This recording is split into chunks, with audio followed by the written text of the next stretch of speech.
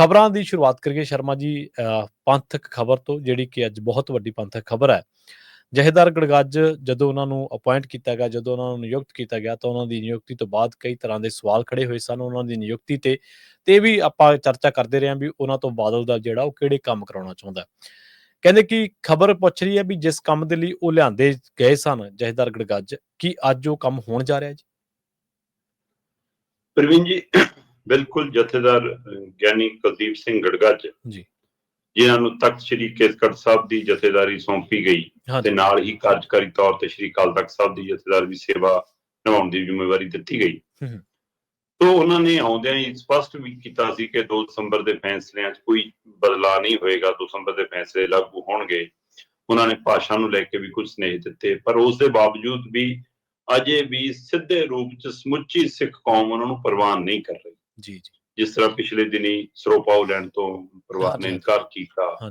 ਸੋ ਇਹ ਸਾਰਾ ਪਹਿਲੂ, ਜਾਂ ਜਿਸ ਤਰ੍ਹਾਂ ਰਾਤ ਨੂੰ ਉਹਨਾਂ ਦੀ ਦਸਤਾਰਬੰਦੀ ਹੁੰਦੀ ਹੈ, ਉਹ ਸਾਰੇ ਪਹਿਲੂ ਹੈਗੇ ਨੇ। ਜੇ ਜਨਤਕ ਤੌਰ ਤੇ ਉਹਨਾਂ ਨੇ ਕਾਫੀ ਵਿਚਰਨਾ, ਬੇਸ਼ੱਕ ਉਹ ਕਈ ਥਾਂ ਗਏ ਨੇ, ਕਈ ਪਰਿਵਾਰਾਂ 'ਚ ਗਏ ਨੇ, ਸੋ ਪਰ ਅਜੇ ਉਵੇਂ ਨਹੀਂ। ਸੋ ਉਸ ਪ੍ਰਕਿਰਿਆ ਤਹਿਤ ਅੱਜ ਪਹਿਲੀ ਵਾਰ ਉਹਨਾਂ ਨੇ ਪੰਜ ਸਿੰਘ ਸਾਹਿਬਾਨ ਦੀ ਬੈਠਕ ਸੱਦੀ।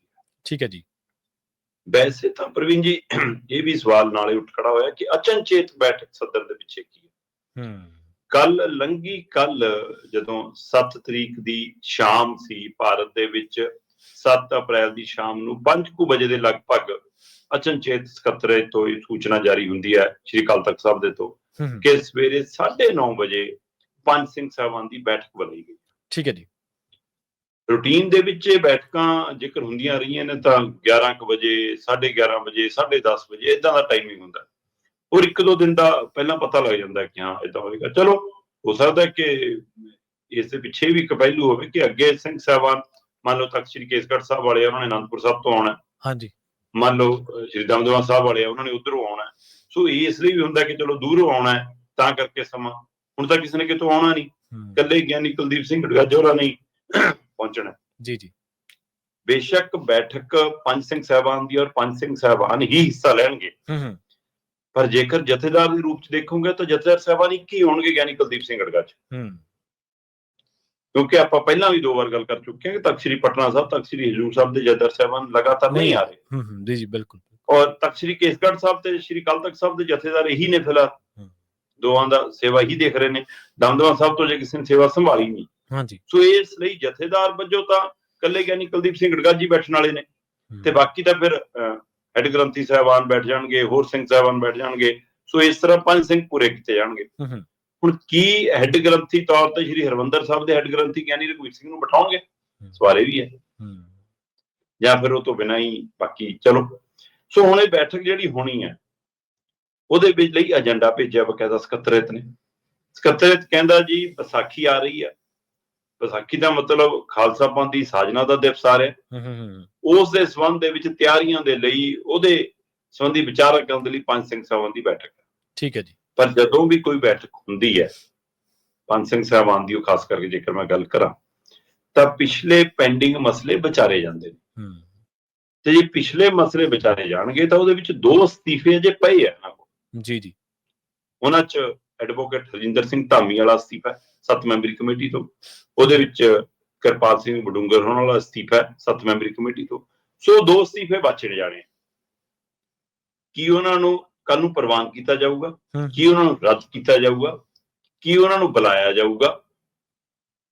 ਸੋ ਇਹ ਸਵਾਲ ਨਾਲ ਖੜਾ। ਪਰ ਜਿਹੜਾ ਸਵਾਲ ਅਹਿਮ ਹੈ ਕਿ ਜਿਹੜੇ ਕੰਮ ਲਈ ਲਿਆਂਦੇ ਨੇ, ਕੀ ਉਹ ਕੰਮ ਸਵੇਰੇ ਕਰਨਗੇ? ਕਿਹੜਾ ਕੰਮ? ਜੋ ਪਿਛਲੇ ਦਿਨੀ ਚਿੱਠੀਆਂ ਸਾਹਮਣੇ ਆਈਆਂ ਸੀ ਵੱਖੋ ਗੁਰੂ ਘਰਾਂ ਵੱਲੋਂ, ਉਹਨਾਂ ਦੇ ਪ੍ਰਧਾਨਾਂ ਦੀਆਂ ਮੋਹਰਾਂ ਲੱਗ ਕੇ ਕਿਆ ਲਓ ਜੀ, ਜਥੇਦਾਰ ਸਾਹਿਬ ਨੂੰ ਚਿੱਠੀਆਂ ਪਾਈਆਂ ਗਈਆਂ ਕਿ ਜੀ ਕੁਝ ਬੰਦੇ ਸ੍ਰੀ ਅਕਾਲ ਤਖਤ ਸਾਹਿਬ ਦਾ ਨਾਮ ਵਰਤ ਕੇ ਜੀ ਪਰਚੀਆਂ ਕੱਟੀ ਜਾਂਦੇ ਨੇ ਜੀ, ਉਹ ਆਪ ਤਾਂ ਪੂਰਾ ਸਿੱਖ ਵੀ ਨਹੀਂ ਹੈਗੇ ਜੀ। ਇਹ ਸਾਰਾ ਜਿਹੜੀ ਗੱਲ ਤੁਰੀ ਸੀ ਕਿ ਉਹ ਅਕਾਲ ਤਖਤ ਦਾ ਨਾਂ ਕਿਵੇਂ ਵਰਤ ਸਕਦੇ ਆ ਜੀ, ਹੈ ਨਾ। ਸੋ ਲੱਗਿਆ ਕਿ ਇੱਕ ਪਲਾਨ ਯੋਜਨਾ ਤਹਿਤ ਇਹ ਗੱਲ ਆ। ਉਸੇ ਗੱਲ ਨੂੰ ਅੱਗੇ ਤੋਰਦੇ ਹੋਇਆ ਗਿਆਨੀ ਕੁਲਦੀਪ ਸਿੰਘ ਗੜਗੱਜ ਹੋਰਾਂ ਨੇ ਬਕਾਇਦਾ ਤੌਰ ਤੇ ਮੀਡੀਆ 'ਚ ਗੱਲ ਕਹੀ ਵੀ ਸੀ ਕਿ ਕਿਸੇ ਇੱਕ ਨੂੰ ਥੋੜਾ ਅਧਿਕਾਰ ਹੈ ਅਕਾਲ ਤਖਤ ਸਾਹਿਬ ਦਾ ਨਾਮ ਵਰਤਣ ਦਾ, ਅਕਾਲ ਤਖਤ ਸਾਹਿਬ ਦਾ ਸਭ ਦਾ ਹੀ ਹੈ। ਸੋ ਜਦੋਂ ਕਿ ਉਹ 5 ਮੈਂਬਰੀ ਕਮੇਟੀ ਜਿਹੜੀ 7 ਚੋਂ 2 ਦੇ ਅਸਤੀਫਾ ਦੇ ਬਾਅਦ ਬਚੀ ਸੀ, ਉਹ ਅਕਾਲ ਤਖਤ ਸਾਹਿਬ ਦੇ ਹੁਕਮਾਂ ਅਨੁਸਾਰ ਬਣੀ ਕਮੇਟੀ ਹੈ, ਤੇ ਅਕਾਲ ਤਖਤ ਸਾਹਿਬ ਦੇ ਹੁਕਮਾਂ ਅਨੁਸਾਰ ਉਹਨੂੰ ਕਿਹਾ ਗਿਆ ਸੀ ਤੁਸੀਂ ਭਰਤੀ ਪ੍ਰਕਿਰਿਆ ਸ਼ੁਰੂ ਕਰੋ। ਉਹਨੇ ਭਰਤੀ ਪ੍ਰਕਿਰਿਆ ਸ਼ੁਰੂ ਕੀਤੀ ਹੈ। ਸੋ ਉਸ ਲਈ ਕੀ ਅੱਜ ਉਹ ਕੰਮ ਕਰਨਾ ਕਿ ਉਸ ਕਮੇਟੀ ਤੇ ਰੋਕ ਲੱਗਣੀ ਹੈ। ਹੁਣ ਰੋਕ ਲੱਗਣ ਦਾ ਪਹਿਲੂ ਜਾਂ ਤਾਂ ਫਿਰ ਜੱਜਦਾਰ ਸਾਹਿਬ ਇਹ ਨਾ ਕਹਿੰਦੇ ਕਿ 2 ਦਸੰਬਰ ਦੇ ਫੈਸਲੇ ਹੂਬਹੂ ਲਾਗੂ ਹੋਣਗੇ। ਹਾਂਜੀ ਹਾਂਜੀ ਬਿਲਕੁਲ। ਜੇ ਤੁਸੀਂ 2 ਦਸੰਬਰ ਦੇ ਫੈਸਲੇ ਹੂਬਹੂ ਲਾਗੂ ਕਰਨ ਦੀ ਗੱਲ ਕਰਦੇ ਹੋ ਫਿਰ 2 ਦਸੰਬਰ ਦੇ ਫੈਸਲਿਆਂ 'ਚ ਆਉਂਦਾ। ਹਾਂ, ਜੇ ਉਸ ਨੂੰ ਹੂਬਹੂ ਲਾਗੂ ਕਰਾਉਣਾ ਤਾਂ ਫਿਰ ਅੱਜ ਅਸਤੀਫੇ ਅਪਰਵਾਨ ਕਰਕੇ ਉਹਨਾਂ ਨੂੰ ਕਹੋ ਕਿ ਭਾਈ ਜਾਓ ਕਰੋ ਕੰਮ ਉਹਨਾਂ ਨਾਲ। ਤਾਂ ਇਹ ਹੈ ਕਿ ਤੁਸੀਂ ਜਾਂ ਫਿਰ ਜਦੋਂ ਹੁਣੇ ਰੁਕੇ ਹੀ ਰਹੀ ਪ੍ਰਕਿਰਿਆ ਤੇ ਜੇ ਸਲਾਹਕਾਰਾਂ ਨੂੰ ਇਹ ਲੱਗਿਆ ਬਾਦਲਾਂ ਦਿਆਂ ਨੂੰ ਕਿ ਵੀ ਜੇ ਰੋਕੀ ਤਾਂ ਕਿਤੇ ਹੋਰ ਰੋਸਾ ਨਾ ਵੱਧ ਜਾਵੇ, ਫਿਰ ਉਹ ਕਹਿਣਗੇ ਚਲੋ ਆਪਣੇ ਬੰਦੇ ਵਿੱਚ ਵੜ ਲਓ। ਫਿਰ ਹੋ ਸਕਦਾ ਕੀ ਅਸਤੀਫੇ ਅੱਜ ਕਹਿ ਦੇਣ ਕਿ ਨਹੀਂ ਪ੍ਰਵਾਨ ਕਰਦੇ ਜੀ, ਜਾ ਕੇ ਸੇਵਾ ਸੰਭਾਲੋ। ਪਰ ਜਿਹੜੀ ਸੰਭਾਵਨਾ ਵੱਧ ਹੈ ਉਹ ਇਹ ਹੈ ਕਿ ਹੋ ਸਕਦਾ ਸਿੰਘ ਸਾਹਿਬਾਨ ਅੱਜ 5 ਸਿੰਘ ਸਾਹਿਬਾਨਾਂ ਦੀ ਬੈਠਕ ਦੇ ਦੌਰਾਨ ਫੈਸਲਾ ਇਹ ਲੈਣ ਕਿ ਵੀ ਇਹਨਾਂ ਦਾ ਪੱਖ ਸੁਣਿਆ ਜਾਵੇ, ਧਾਮੀ ਸਾਹਿਬ ਦਾ ਵੀ ਵਡੂੰਗਰ ਸਾਹਿਬ ਦਾ ਵੀ, ਕਿ ਇਹਨਾਂ ਨੂੰ ਬੁਲਾ ਕੇ ਪੱਖ ਸੁਣੀਏ। ਤੇ ਜੇ ਇਹਨਾਂ ਨੂੰ ਬੁਲਾ ਕੇ ਪੱਖ ਸੁਣਨਾ ਫਿਰ ਜਿੰਨੀ ਦੇਰ ਤੱਕ ਪੱਖ ਨਹੀਂ ਸੁਣਿਆ ਜਾਂਦਾ ਉਨੀ ਦੇਰ ਤੱਕ 5 ਮੈਂਬਰੀ ਕਮੇਟੀ ਦੇ ਕੰਮ ਤੇ ਰੋਕ ਲੱਗੂਗੀ। ਕੀ ਇਹ ਫਾਰਮੂਲਾ ਕੱਢਿਆ ਜਾਊਗਾ ਕਿ ਉਨੀ ਦੇਰ ਰੁਕ ਜਾਓ ਜੀ, ਪਹਿਲਾਂ ਇਹ ਨਵੇੜਾ ਕਰ ਲਈਏ। ਸੋ ਕੀ ਇਹੀ ਟਾਸਕ ਹੈ ਅਸਲੀ ਕਿ ਇਸੇ ਕੰਮ ਲਈ ਲਿਆਂਦਾ ਗਿਆ? ਸੋ ਇਸ ਲਈ ਅੱਜ 5 ਸਿੰਘ ਸਾਹਿਬਾਨ ਦੀ ਬੈਠਕ ਬਹੁਤ ਅਹਿਮ ਹੋਣ ਵਾਲੀ ਹੈ। ਜੀ ਜੀ, ਮੈਂ ਕਿਸੇ ਵਿਦਵਾਨ ਦੀ ਗੱਲ ਸੁਣ ਰਿਹਾ ਸੀ, ਉਹ ਕਹਿੰਦਾ ਵੀ ਕਿ ਇੰਜ ਪੇਸ਼ ਕਰ ਦਿੱਤਾ ਗਿਆ ਜਿਵੇਂ ਅਕਾਲ ਤਖਤ ਸਾਹਿਬ ਕੱਲਾ ਅਕਾਲੀ ਦਲ ਬਾਦਲ ਦਾ ਹੀ ਹੋਵੇ। ਬਿਲਕੁਲ ਸਹੀ, ਬਿਲਕੁਲ ਸਹੀ। ਜੀ, ਉਹ ਕਹਿੰਦੇ ਵੀ ਸ਼੍ਰੀ ਅਕਾਲ ਤਖਤ ਸਾਹਿਬ ਹਰ ਸਿੱਖ ਦਾ ਔਰ ਉਸ ਹਰ ਸਿੱਖ ਦਾ ਜਿਹੜਾ ਦੁਨੀਆ 'ਚ ਕਿਤੇ ਵੀ ਵਸਦਾ। ਸਹੀ ਗੱਲ ਹੈ, ਬਿਲਕੁਲ ਸਹੀ ਹੈ ਜੀ।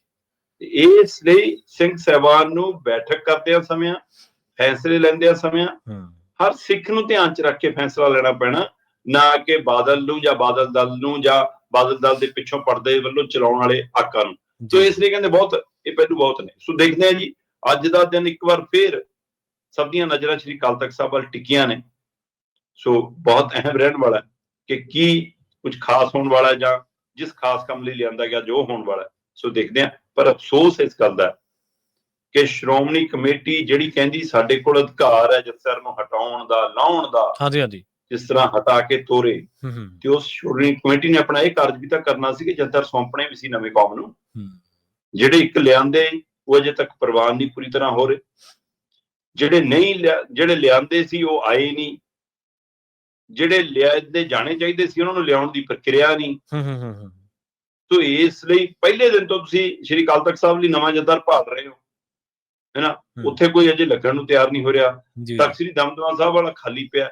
ਸੋ ਅਜੇ ਤੱਕ ਜਥੇਦਾਰ ਦੀ ਨਿਯੁਕਤੀ ਵੀ ਨਹੀਂ ਸ਼੍ਰੋਮਣੀ ਕਮੇਟੀ ਕਰ ਪਾ ਰਹੀ, ਉਹ ਵੀ ਆਪਣਾ ਰੋਲ ਨਹੀਂ ਨਿਭਾ ਪਾ ਰਹੀ। ਜੀ ਬਿਲਕੁਲ, ਤੁਸੀਂ ਸ਼ੁਰੂ ਇਸ ਗੱਲ ਤੋਂ ਕੀਤਾ ਸੀਗਾ ਵੀ ਜਿਨ੍ਹਾਂ ਨੂੰ ਉਹ ਲੈ ਕੇ ਆਏ ਨੇ ਅਕਾਲੀ ਦਲ ਵਾਲੇ, ਉਹ ਸਾਰੀ ਕੌਮ ਦੇ ਪ੍ਰਵਾਨਿਤ ਨਹੀਂ ਗੇ, ਤੇ ਅਖੀਰ ਤੇ ਆ ਕੇ ਤੁਸੀਂ ਇਹ ਗੱਲ ਕਹੀ ਕਿ ਜਿਹੜੇ ਲੋਕ ਅੱਜ ਕੱਲ ਜਿਨ੍ਹਾਂ ਨੂੰ ਜ਼ਿੰਮੇਵਾਰੀਆਂ ਸੌਂਪੀਆਂ ਗਈਆਂ ਨੇ, ਉਹ ਮਤਲਬ ਇਉਂ ਉਹਨਾਂ ਦਾ ਕੰਮਕਾਰ ਇਸ ਤਰੀਕੇ ਦਾ ਝਲਕਾਰਾ ਪੈਂਦਾ ਵੀ ਜਿਵੇਂ ਉਹ ਇਕੱਲੇ ਬਾਦਲ ਦਲ ਦੇ ਲਈ ਕੰਮ ਕਰ ਰਹੇ ਹੋਣ, ਜਦ ਕਿ ਅਕਾਲ ਤਖਤ ਸਾਹਿਬ ਸਾਰੀ ਕੌਮ ਦਾ, ਸਾਰੇ ਸਿੱਖਾਂ ਦਾ, ਦੁਨੀਆ ਭਰ ਦੇ ਵਿੱਚ ਕਿਤੇ ਬੈਠੇ ਹੋਣ।